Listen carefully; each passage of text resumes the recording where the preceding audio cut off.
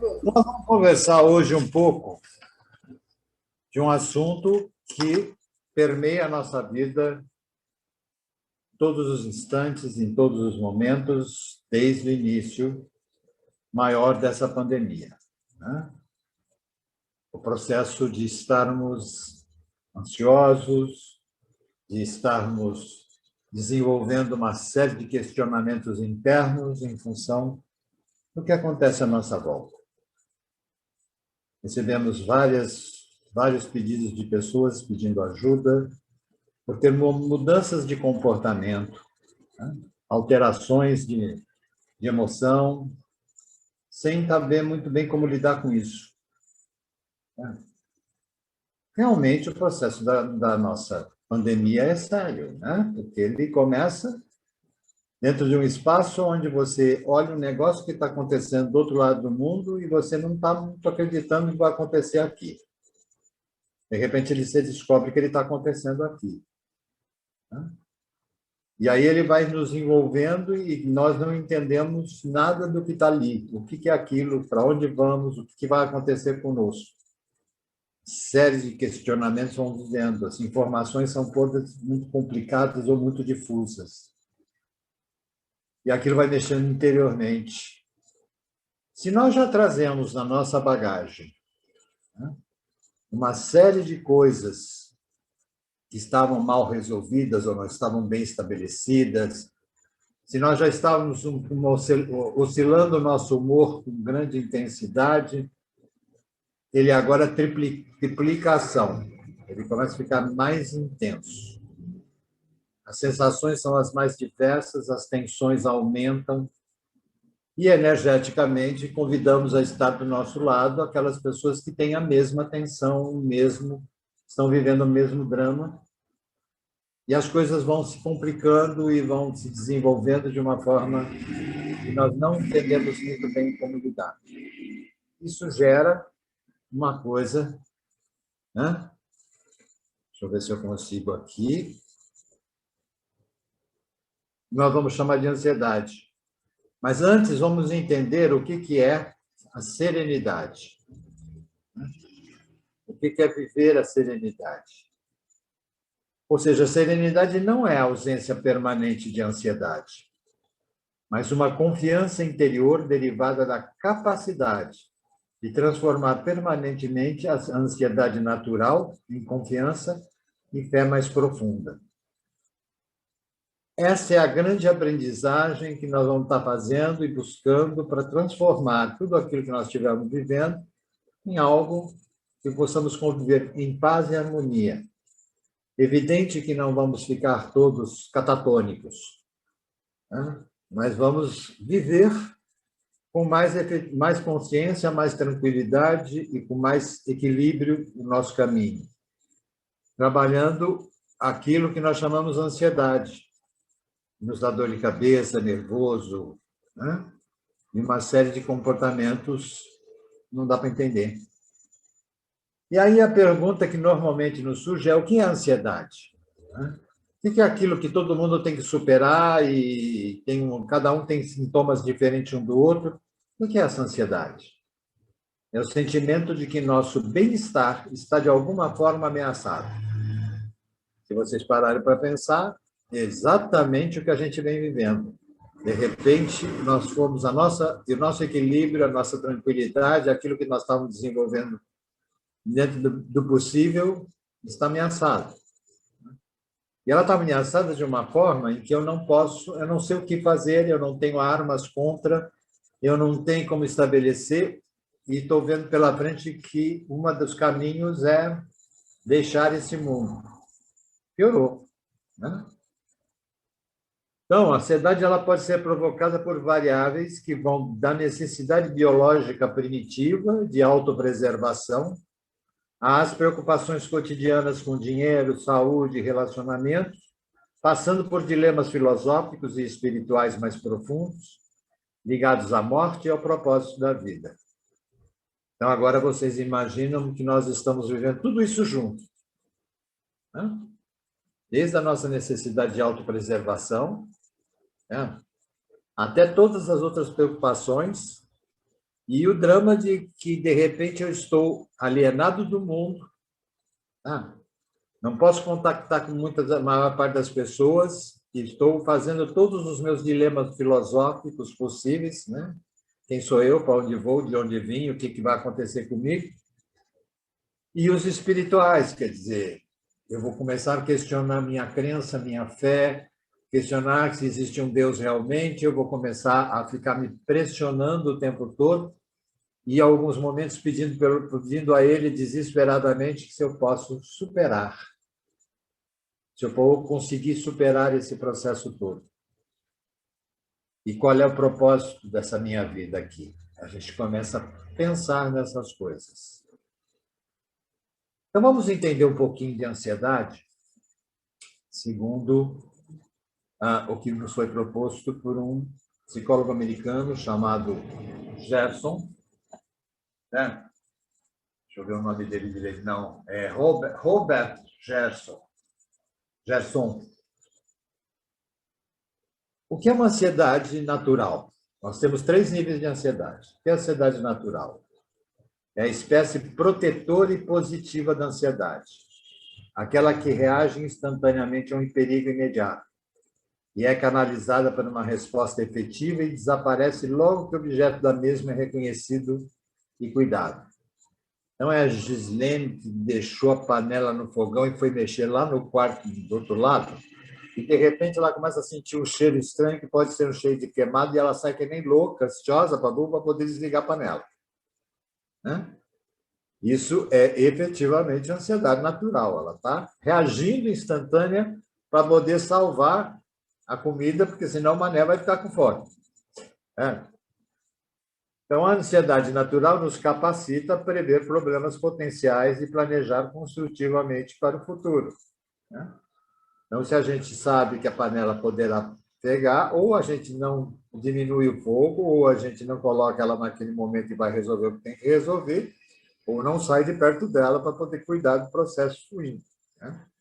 Então, a gente pode pegar o mané, cuida da panela que eu preciso resolver outro problema lá. Tá bom, ele vai lá cuidar da panela. Isso a gente está trabalhando dentro do natural e no dia a dia acontece o tempo todo conosco. A outra ansiedade é a ansiedade tóxica, que é a antítese da felicidade humana. Inimiga da vida e do crescimento, ela é quantitativamente, está danado, quantitativamente tóxica, porque o grau de ansiedade é tão extremo que aniquila a capacidade de raciocínio claro e reação eficaz. Esse tipo de ansiedade é de natureza intrinsecamente perturbadora, porque é um estado de conflito interno. O objeto da ansiedade está dentro de nós mesmos.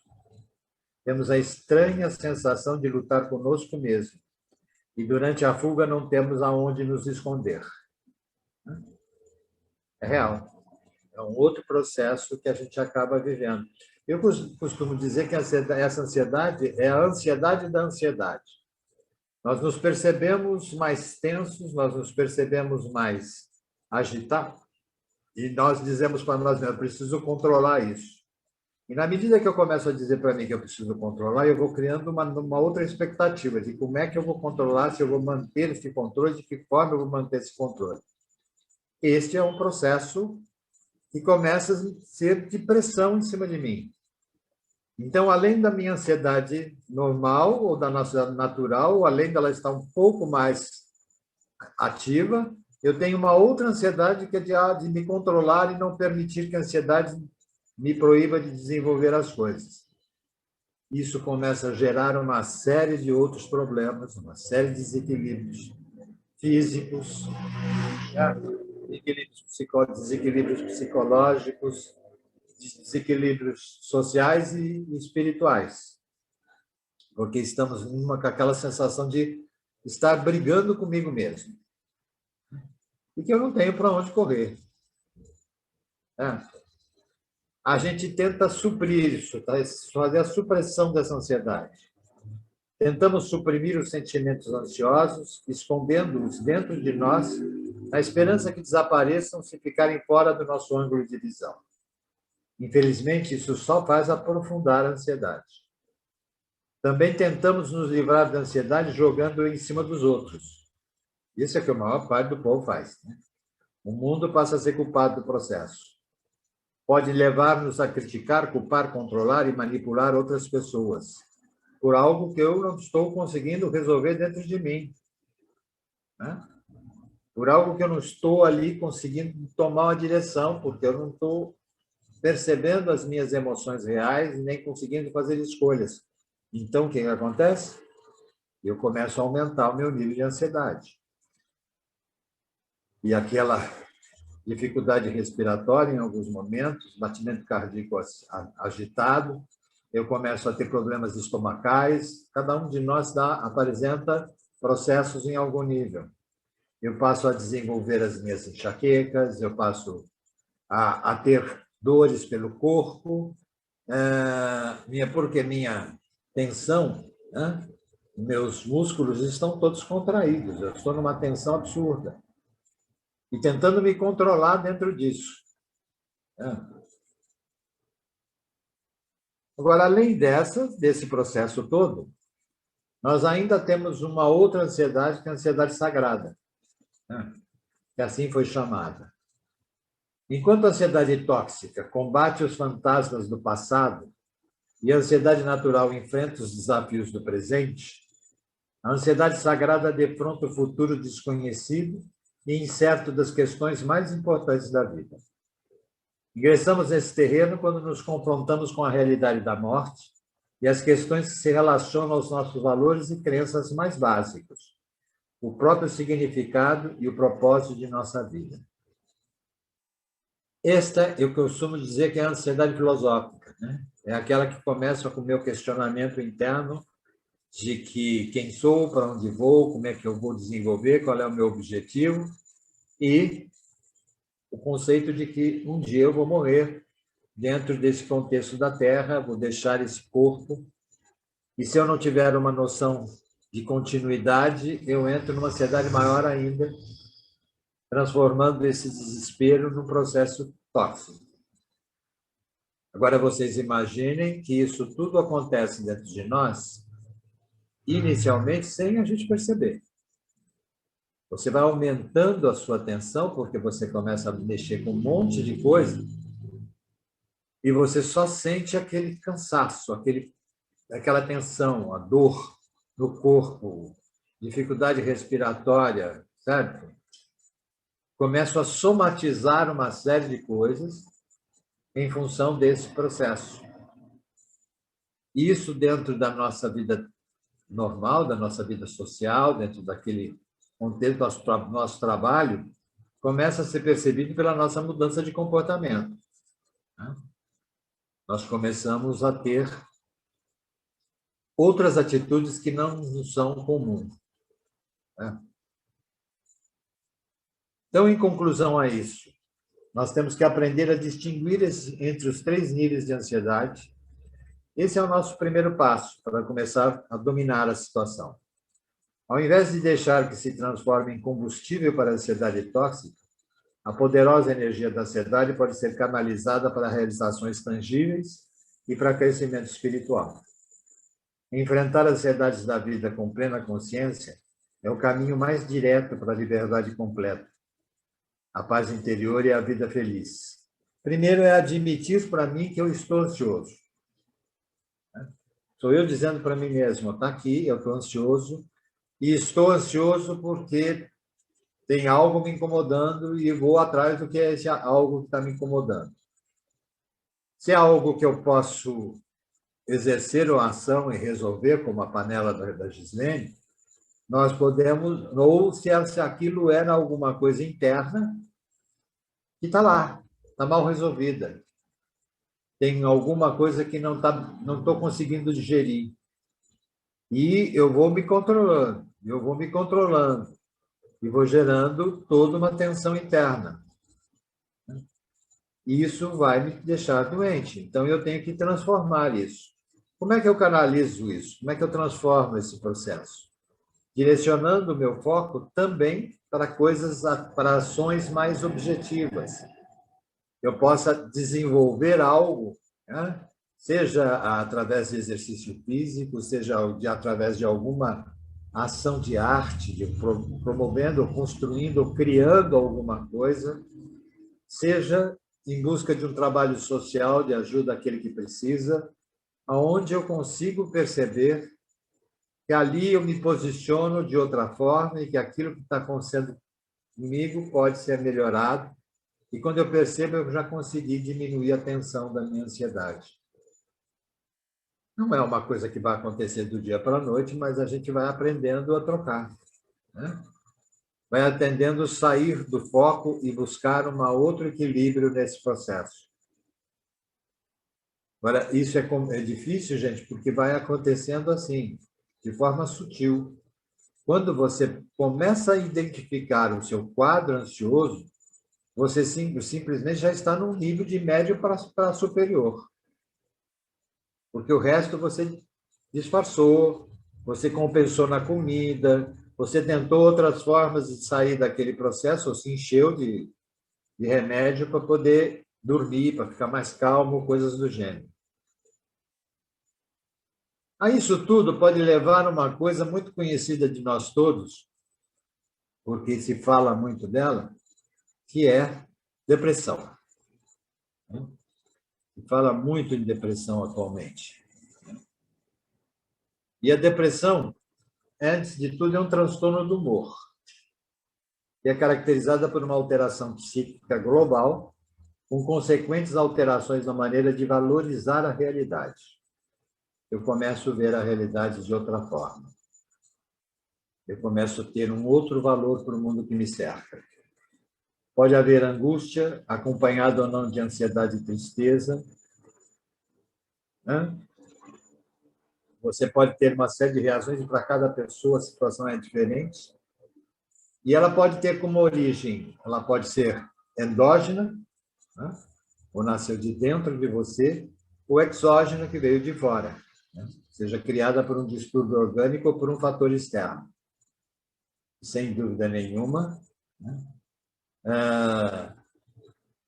O processo todo começa a ter um peso diferente dentro de nós. Nós começamos a viver a coisa de uma forma completamente diferente. E começa a ser muito estranho, porque isso vai acontecendo aos poucos. Vamos um pouco mais para frente.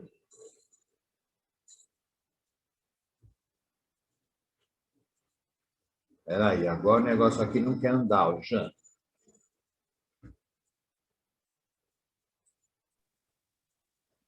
Às vezes você precisa clicar numa setinha. Opa, voltou, agora vai para frente. Isso. Então, vamos pensar em alguns sintomas para você identificar se algo está mexendo, se a sua ansiedade já chegou num quadro mais grave e você já está entrando no processo depressivo. Alguns sintomas: tristeza, angústia, sensação de vazio, irritabilidade, desespero, pouco ou nenhuma capacidade de sentir prazer, cansaço, desânimo, falta de energia física e mental, falta de concentração, lentidão de raciocínio, memória ruim. Evidente que cada pessoa tem alguns desses tipos desses sintomas, né? Pode apresentar, em alguns quadros mais pesados, ela tem sentimento de culpa, de fracasso, de inutilidade, falta de sentido na vida, pensamentos negativos, pessimismo, ideia de doença, de morte, de suicídio, o famoso suicídio, né? A falta de vontade, falta de iniciativa, interesse e apatia. Interpretação distorcida e negativa do presente e do passado. E redução da libido. Essa interpretação distorcida e negativa do presente e do passado é muito intensa, né? Eu começo a ver coisas diferentes daquilo que era real, daquilo que eu realmente vivi e daquilo que eu estou vivendo. E isso vai acontecendo aos poucos. Perda ou aumento de apetite ou peso.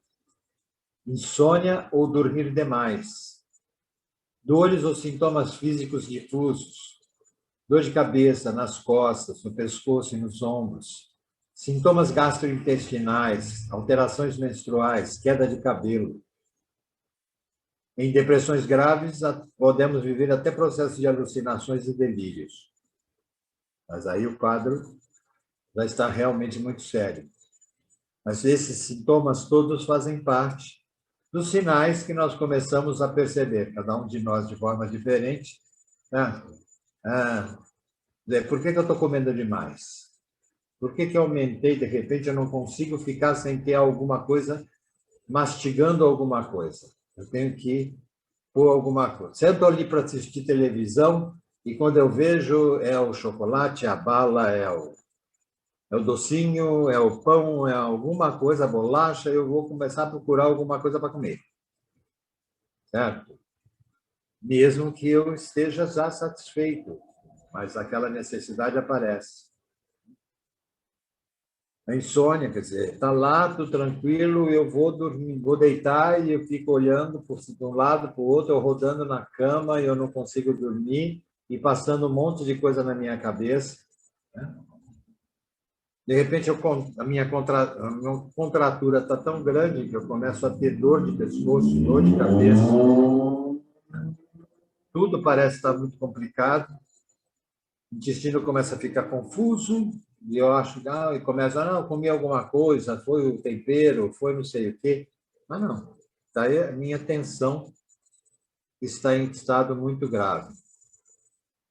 Em casos de decepção afetiva, e isso é muito comum em nós humanos, né? Grande número de depressivos não consegue aceitar ou administrar perdas que a vida lhes impôs. Quando uma pessoa cultiva uma fixação mental e emocional em alguém que passa a ser responsável pela sua felicidade ou desgraça, isso pode desaguar num autêntico processo obsessivo. E essa é uma obsessão de encarnado para encarnado, existe um monte. Porque nós jogamos em cima do outro toda a realização do nosso sucesso, da nossa alegria, da nossa felicidade. E quando o outro, na realidade, esqueceu de ser, nós esquecemos de avisar que era para ele fazer tudo isso, e ele não ia conseguir mesmo, então eu começo a fixar neste outro a responsabilidade por todas as coisas ruins que estão acontecendo comigo. Então, já que ele não vai, ele vai ser responsável, ele não é responsável pela minha alegria, ele tem que ser responsável pela minha desgraça, e eu começo a atormentar de todas as formas possíveis e imagináveis. Isso é doença. Isso é um processo de desequilíbrio real. Eu tenho que olhar para mim e perceber que não é o outro, e sim sou eu que estou me rejeitando. Sou eu que estou sendo negativo. Fui eu que coloquei na mão do outro a responsabilidade pela minha vida. E responsável pela vida, isso é você mesmo, não é o outro. O outro pode vir compartilhar, mas ele não vai conseguir resolver todos os meus problemas. Eu vou ter que aprender a lidar com isso.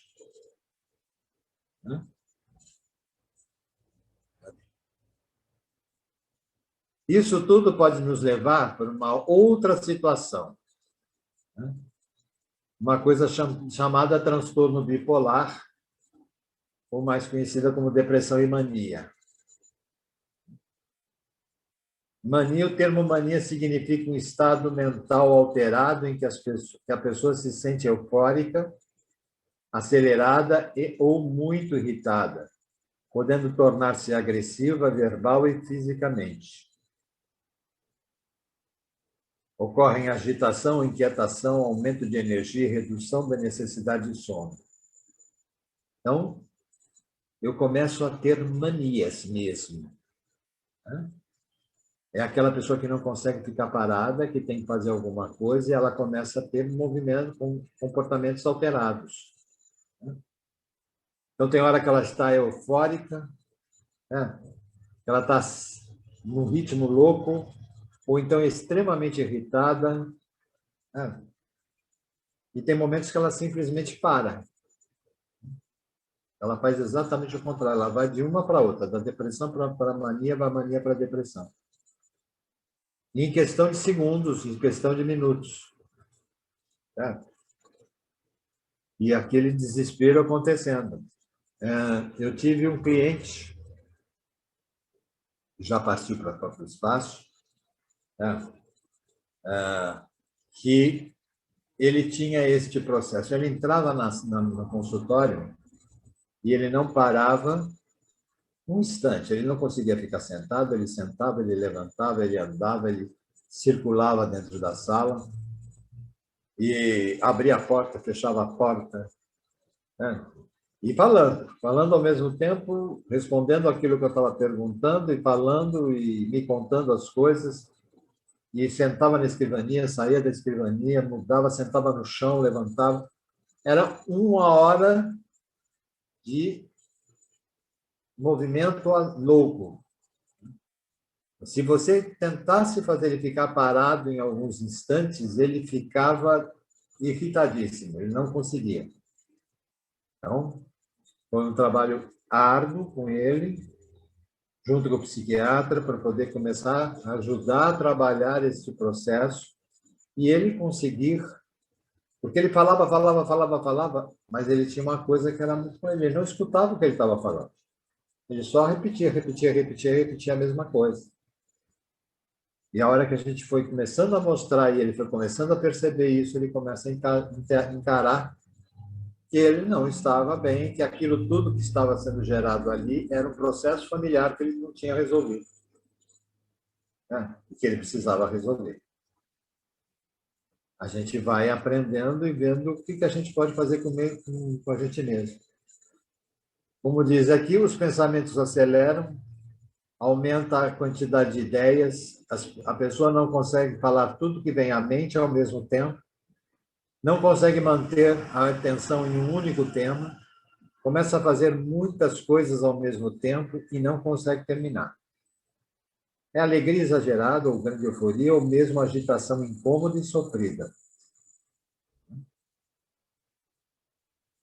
No primeiro momento, para quem não está acostumado com o processo, você vai achar que, puxa, que pessoa animada. Daqui a uns 15 minutos, você vai começar a achar que ela está animando demais. Daí para frente, você já vai dizer, essa animação não está legal, entendeu? Porque ela está criando esse processo todo dentro dela. Eles têm, normalmente, um processo, eles são autoconfiantes e otimistas em extremos. Eles têm sensação de poder, de inteligência, riqueza. Planos irreais vêm à mente, ocorrem gastos excessivos, endividamento, negócios irresponsáveis ou precipitados. Na esfera sexual, aumenta a libido, a desinibição e o erotismo. A pessoa não percebe as mudanças ocorridas. Em seu comportamento ou não, as vê como inconvenientes, ridículas e, às vezes, incômodas para as outras pessoas. Se vocês pensarem, tem alguns membros da nossa sociedade que normalmente têm uma função política que tem esses quadros todos aí. Somos o máximo. Como é que nós vamos encarar isso tudo? Esses sintomas, aqueles que nos assustam e a gente começa a pensar como é que eu vou resolver essa história toda. Os dois quadros são quadros dentro do mesmo processo da depressão que nasceram de uma ansiedade tóxica que se desenvolveram a partir de uma série de outros comportamentos e situações vividas. É de relevante importância para o enfermo considerar que não é doente, mas que se encontra em fase de doença, trabalhando-se sem autocomiseração nem autopunição para reencontrar os objetivos da existência. Principalmente o deprimido, aquele que se sente não está lá no último da fila, ele não serve para mais nada, ele tem que recuperar o processo. Ele não é doente, ele está em fase de doença, está passando por um processo. Ele não tem que ser a vítima do destino, ninguém me quer, ninguém me ama, eu vivo pela vida de fracasso em fracasso, não é por aí. Sem esforço pessoal, muito dificilmente será encontrada uma fórmula ideal para o reequilíbrio, mesmo que sob a terapia de neuroléticos, mesmo tomando remédio. Se a pessoa não encontrar dentro dela um sentido, uma força, algo que a leve para frente, é muito difícil lidar com essa situação. A pessoa tem que encarar a coisa e querer sair disso. Ela tem que querer quebrar essa corrente que está prendendo ela dentro da história. Isso a gente vai ter que trabalhar muito para poder conseguir vencer essa jornada. O encontro com a consciência, através de avaliação das possibilidades que se desenham para o ser, no seu processo evolutivo, tem valor primacial, porque o liberta da fixação, da ideia depressiva, da autocompaixão, facultando o campo para a renovação mental e a ação construtora. Uma bem orientada disciplina de movimentos corporais ajuda a barbaridade. Então, encontrar com a consciência, em função de tudo que pode ser mexido em volta, enfrentado naquele momento, para se libertar daquela fixação, isso precisa de tratamento especial. Uma bem orientada disciplina de movimentos, muita gente encontra formas, através da yoga, através de outros exercícios de físicos, que vão ajudando a ter uma melhora dentro do processo. Existem algumas terapias que ajudam dentro dessa história, quer dizer, essas do movimento físico, e a terapia bioenergética, em que a pessoa vai trabalhar os seus conteúdos através do movimento. Nós temos a logoterapia, que trabalha com os focos, né? A pessoa cria um foco. A psicoterapia tradicional, onde ela vai trabalhar os seus conteúdos e tentar envolver e crescer dentro desse contexto, e mais isso sempre com profissionais especializados. Um grupo de ajuda também é positivo. E aí você tem os quadros dos neuróticos anônimos, dos processos todos, dos grupos que existem especializados, que aquela troca e aquele movimento também ajuda a superação. A criação de uma psicosfera saudável em torno do paciente, a mudança de fatores psicossociais no lar e mesmo no ambiente de trabalho constitui valiosos recursos para a reconquista da saúde mental e emocional. Essa é a área mais difícil porque afeta aqueles que estão em cerca, né? A cerca dele. Eu tenho que colaborar para aquela mudança, então eu não posso ficar dando o mesmo passo, cobrando dele as mesmas coisas que eu cobrava antes. Eu tenho que criar uma nova forma de lidar e, principalmente, reforçar os momentos que ele tem comportamentos adequados. Mostrar para ele que eu estou percebendo que ele está melhorando. Para aquele que está ao lado, não é fácil. Ele precisa de ajuda também. A família acaba precisando de ajuda quando tem alguém dentro da casa, ou algumas pessoas dentro da casa com esse quadro. Aí tem um texto de Joana de Ângelo, que nos diz o seguinte: avançando no equilíbrio da emoção, o encantamento da existência física libera-o da queixa, das frustrações, dos tormentos, que são resquícios do período egoístico ultrapassado, para viver as excelências de cada momento novo e de todas as horas por vindouras, sem angústia pelo ontem, nem ansiedade pelo amanhã. Joana de Ângeles. Esse é um outro processo importante para ser pensado, né? E da gente perceber essa dinâmica toda de crescimento. Aí a gente pensa da seguinte forma: fisicamente, o acompanhamento médico. Tá?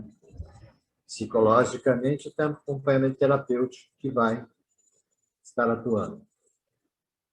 No social, a família e as pessoas que o cercam, seja no trabalho, seja onde for que ele esteja, que possam dar condição para que ele possa, aos poucos, superar o pacto. E o espiritual?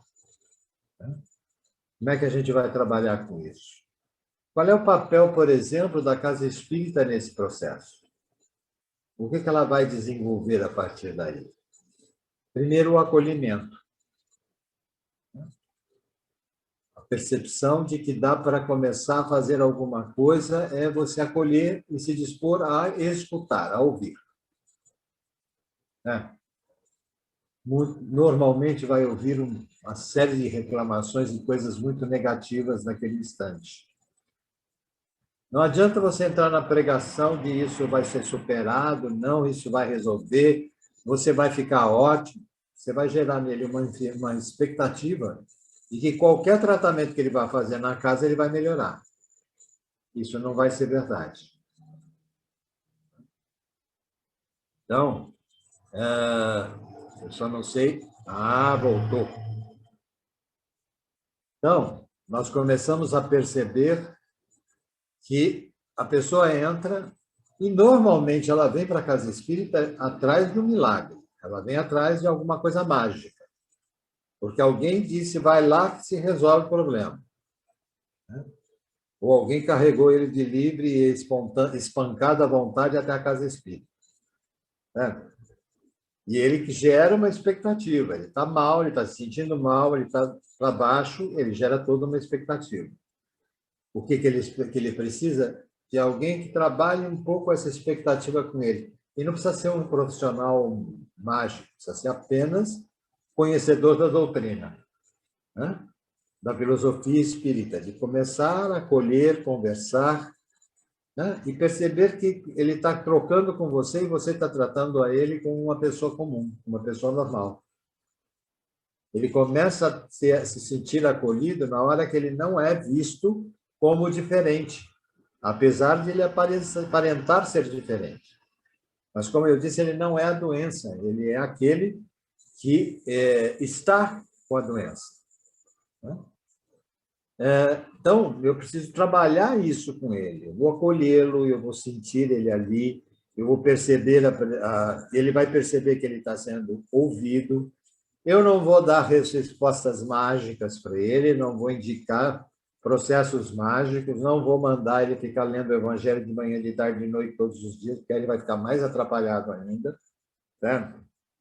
Mas vou ajudá-lo a fazer parte de algumas coisas, inclusive se a Casa Espírita tiver uma ação social, eu vou convidá-lo para poder estar comigo dentro desta ação, para que ele possa começar a ter uma reação.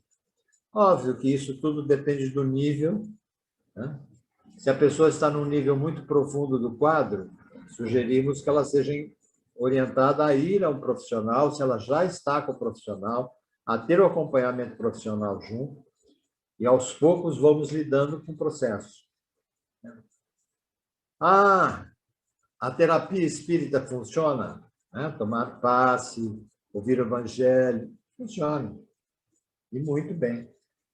Se ela é feita de coração aberto, com as energias positivas das pessoas integradas e o trabalho está funcionando de uma forma positiva, ela vai receber aquela energia e vai transformar-se, vai aos poucos sentindo uma das partes do quarteto melhorada. Então, forma de dizer, o físico, o bio, o psico, o sócio espiritual. Estou tratando o orgânico, estou tratando o psicológico, estou tentando ajudar a família a mudar, o contexto social dar uma melhorada.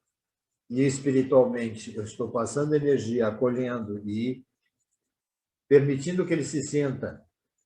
E ali ele pode trocar, ele pode comungar uma série de coisas, que ele pode fazer parte. Eu vou ajudando ele a sair desse processo. Agora, se eu tentar mostrar para ele que ele vai para lá e nós vamos fazer mágica, ele não vai sair do processo. Ele vai melhorar durante algum tempo, durante algumas semanas, porque ele está esperando a mágica, e a hora que a mágica não acontecer do jeito que ele achou que ela ia acontecer, ele vai para o buraco de novo. E aí é ciclo vicioso. É aquela história, Reginaldo, de que o médio é fraco. Certo? Tem que ser médio forte, não pode ser médio fraco. Certo? Não é por aí. Entendeu? E tem muita gente que coloca esse tipo de coisa na cabeça. Você tem que ter. Aí, sei lá, você vai receber a orientação do espírito tal e que vai resolver o teu problema. O espírito vai dizer: ajuda-te que eu te ajudarei. Esse é o caminho. E todos esses quadros que nós estamos vivendo, de transtornos emocionais, de todos os tipos, né? Eles vêm do desequilíbrio de eu não conseguir estar bem comigo mesmo e achar que o mundo está contra mim. E que eu tenho que controlar esse mundo de alguma forma. Como eu não consigo, eu vou para baixo. E se nós somos tratados como doentes, nós continuaremos doentes. Por que nós continuaremos doentes? Porque é doente que estão me pegando no colo. Aí todo mundo para de brigar comigo porque eu estou dodói. Entendeu? Porque a primeira coisa que a gente faz com algum indivíduo que está mal, que está depressivo, né, que não está com aqueles sintomas de eu não consigo sair de casa, eu durmo para boca, a gente dizer que ele é vagabundo, que ele não sabe fazer, que ele não quer. Né? Isso gera mais doença. E gera doença duplamente, porque você gera a doença da pessoa, ela aumenta, e a doença da família, do meio que ela está inserida. Nunca se esqueçam que, de uma forma ou de outra, esse indivíduo construiu muito daquilo que ele está construindo, além das coisas dele, e essa família colaborou horrores para aquilo. Porque ele não soube, não entendeu, não procurou lidar, não procurou entender, e só queria a mágica. E isso não vai acontecer. O cara está tendo uma série de comportamentos inadequados, e eu fico cobrando dele um monte de coisa, ele vai ficar mais inadequado ainda. E aí vamos entender, para ajudar os nossos companheiros que têm a casa espírita, outra coisa muito importante. Nós vivemos e estamos vivendo um período onde não há normal. Quer dizer, não vamos voltar para o novo normal. Não tem novo normal. Nós vamos construir um novo momento, uma nova realidade, até fazendo as mesmas coisas, mas de uma forma diferente. E muitos de nós vai chegar nesse processo mal, desequilibrado, com tensão, com uma série de outros problemas, vivendo situação de perda, vivendo situações de perda não só de afeto, de perda de emprego, de perda de uma série de coisas, não sabendo como lidar com um monte de coisa à volta deles, eles precisam que eu olhe para ele e diga: tá, eu estou com você e sei o que você está vivendo, mas vamos tentar uma forma de aprender a lidar com isso juntos. É tudo novo. Posso brincar com a Rose, pegar todos os compêndios de psicologia que nós estudamos no decorrer da nossa jornada, e a maioria deles não vão resolver nada para nós nesse momento. É tudo novo. As coisas estão sendo aprendidas. Botar o coitado do Freud nesse momento aqui, ele vai pirar. Porque todos aqueles conceitos que ele desenvolveu, nesse clima que nós estamos vivendo, não funcionam. Ou vão funcionar de forma errada. O que nós vamos precisar é emoção, sentimento, sensibilidade. Nós vamos Luiz, precisar de solidariedade. Fala, Janjan. tem uma pergunta para você aqui no grupo. Do Armando, perguntando se a depressão não pode ser uma doença espiritual. Ela é também uma doença espiritual. Vamos dizer assim? Eu acho que fica mais fácil para você começar a entender o processo. Ela nunca é um processo único.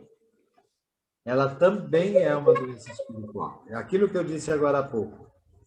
Ela pode ser algo que você desenvolveu. Você teve um outro problema orgânico sério, você passou por uma tirou um tumor cancerígeno de dentro de você, passou por todo aquele processo, tomou todos aqueles tratamentos que o câncer acaba cobrando de nós. Você pode lhe separar na depressão? Pode. Porque o seu organismo foi bombardeado. Ele está doente. Emocionalmente, você está lidando com uma perspectiva de que vou sobreviver ou não vou sobreviver, pode voltar ou não pode voltar. Socialmente, as pessoas começam a olhar para você com cara de coitadinho. E espiritualmente, eu só estou atraindo negatividade.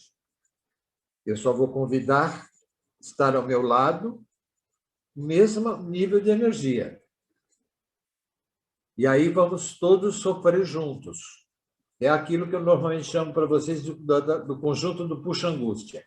A gente entra lá no cordão do puxa-angústia e vai puxando a angústia. E todo mundo, um olha para a cara do outro e fala assim, eu conheci alguém que morreu disso. Certo?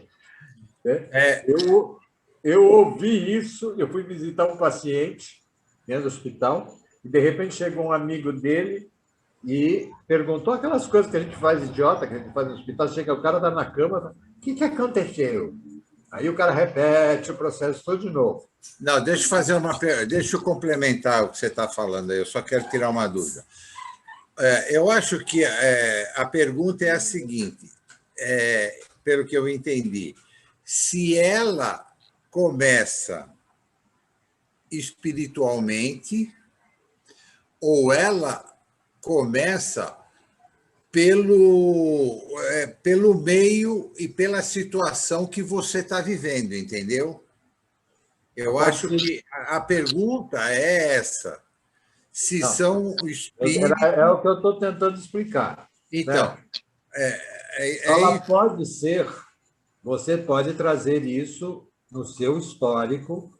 Não vai ter espírito gerando depressão lá em você. Existe isso dentro de você.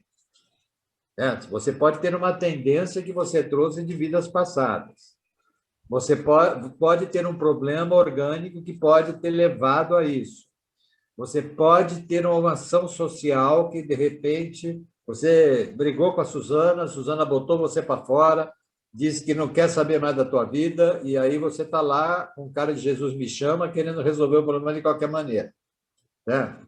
Então, você pode ter várias fontes e várias frentes, mas não existe uma situação em que isso vai ser só espiritual, só orgânico, é o conjunto. Porque se eu consigo positivar as outras áreas, eu consigo. E não tem espírito que vai gerar isso em mim. Deixa eu tentar me explicar. Ela começa orgânica, certo? Não. Ela pode começar depois orgânica. Ela acaba vindo. Por quê? Porque você começa a ter sérios problemas. Não? Não. Ela pode começar orgânica, ela pode começar psicologicamente, ela pode conseguir de alguma coisa que aconteceu fora, ela pode acontecer socialmente, você sofreu alguma coisa lá na sua vida social, alguém brigou, você se desestruturou, certo? Ela pode acontecer de um processo espiritual, onde você teve um processo obsessivo que pode ter te levado àquilo, né? Mas tudo é um ciclo. Se você está com o seu organismo e com a sua estrutura de vida relativamente organizado, essas coisas todas vão acontecer, mas você vai reagir. Agora, não há aquela situação que nós vamos dizer esse é o culpado. Existe um conjunto de coisas e eu estarei com uma propensão para aquilo. Eu estarei vivendo aquilo por tendências minhas, por coisas não resolvidas por mim. A espiritual agrava. Ela vai se agravando, entendeu? Porque você começa a vibrar ruim, seria. Tanto ela agrava, como ela pode, à hora do tratamento, melhorar muito a situação, desde que ela mergulhe no processo. Entendi. Não, tá. Mais perguntas, Jean? Não, por enquanto não. Então, gente, eu acho que eu já assustei demais o pessoal. Deixa eu fazer aquela logoterapia. Logoterapia. Eu me curo da lototerapia. Essa dá prejuízo. Essa costuma dar prejuízo. Essa só é bom quando ganha. Pois é. Não, você sabe que nesses casos ela nem quando ganha, né? Porque você vai entrar numa ansiedade tão grande de que o que você vai fazer com aquilo, se alguém vai poder tirar o teu dinheiro, se você vai ser roubado, se você vai viver uma série de coisas, que vai ser a pior desgraça da sua vida.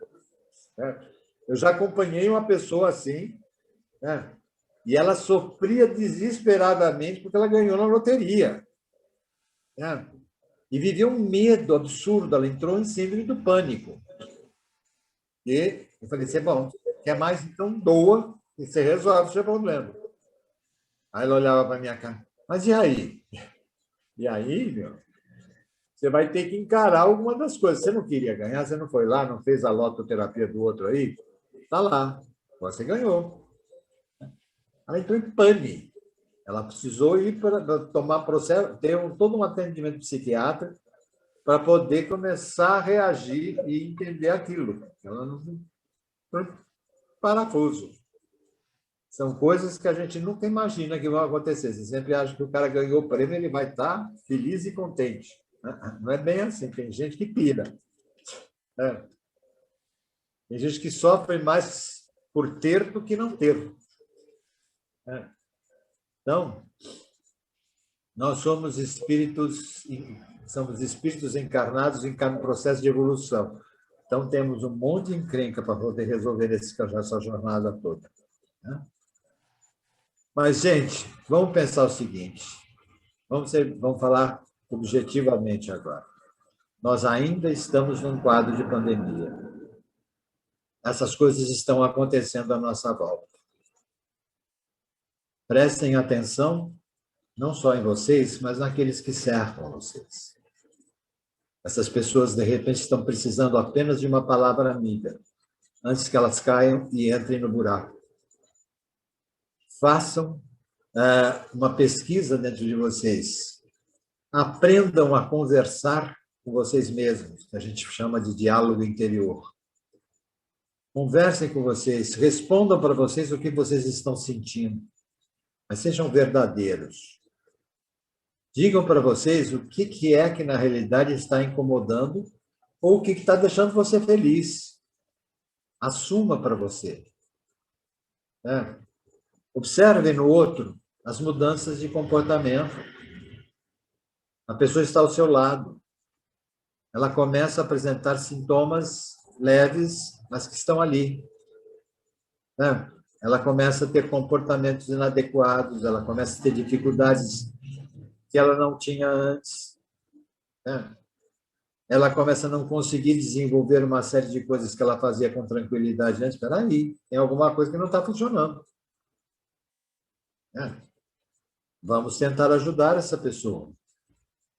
E isso está acontecendo numa intensidade enorme. As pessoas estão isoladas. Na maior parte das vezes, aquele ciclo dentro de casa vai deixando a pessoa desestruturada. Principalmente se não houver diálogo com aquelas pessoas com quem ela convive. Se elas não tiverem troca. Eu, de vez em quando, deixo os meus amigos loucos, porque eles começam a ligar para todo mundo, porque eu estou querendo conversar com alguém.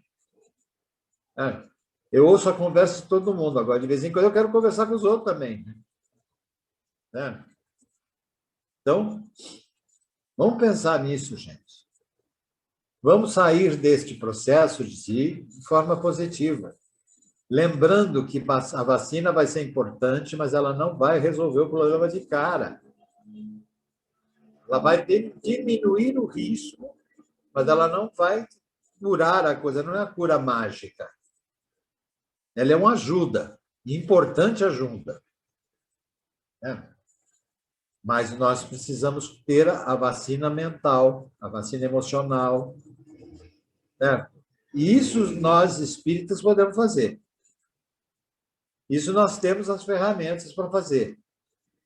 Nós temos conteúdo para fazer isso, desde que a gente se disponha realmente. Então, acho que está na hora de nós encararmos o processo e começar a fazer as lives aí para tudo quanto é lá. Eu acho lindo essas lives. Mas a live tem que também ajudar o outro, ficar lá só cogito ergo sum, então fazendo elucubração 1000, e as pessoas olhando e achando que lindo, ele fala bonito, mas e daí? Para onde, o que eu vou fazer? Como é que eu ponho isso em prática? Lembrando que nem todos têm o mesmo nível intelectual que nós achamos que temos. Nem todos têm as mesmas habilidades e conhecimentos que nós achamos que temos. E que nem todos vão entender a coisa da forma como nós estamos passando. Principalmente quando a gente começa a complicar muito a história. Então, ouça, olho no olho, apoie, observe. Percebeu alguma coisa? Vem cá, vamos fazer um caminho? Né? Vamos tentar melhorar essa história aí? Entre vocês tem muita gente que já fez isso. Tem muita gente que já correu. Então, vamos ajudar os outros e vamos convocar os nossos companheiros de trabalho a fazerem a mesma coisa. Né? A poderem agir. Nós somos do Cáritas, eu sou do Cáritas, ótimo, mas não sou o único que pode fazer isso. Tem um monte de gente do Cáritas que pode fazer. Agir pode, o Jean pode. Tem condição de acolher, o Adélio pode. Vamos conversar, vamos acolher. Eu não preciso ser doutor honoris causa em coisa alguma, mas eu tenho que simplesmente acolher, ouvir. Sem vir com a história de querer resolver o problema do outro. Vou apoiar, eu vou ajudar, mas eu não vou assumir a responsabilidade do outro, senão ele não sara. Eu vou arranjar uma dependência completa, total e restrita. Certo? O Jean já fez todos os sinais para mim possíveis, está na hora que eu já falei demais. Né? Mas nós vamos continuar, em outros momentos, eu vou continuar convocando vocês para a gente conversar sobre esses assuntos.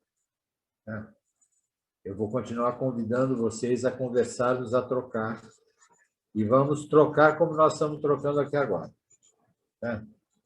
Porque eu acho muito importante a gente fazer isso nesse momento. E eu sempre digo, gosto muito de todos vocês para achar que vocês têm que ficar lá doentes. Eu quero mais vocês ativos e ajudando. Principalmente, cuidem dos velhinhos e das crianças. Vou fazer mais bonitinho, cuidem dos idosos. Nós começamos a sexta-feira comemorando com um companheiro nosso, com o Carlito, que está aqui, os 99 anos do irmão dele. O irmão dele com 99 anos, completando os 99 anos, protegido da Covid e muito feliz da vida.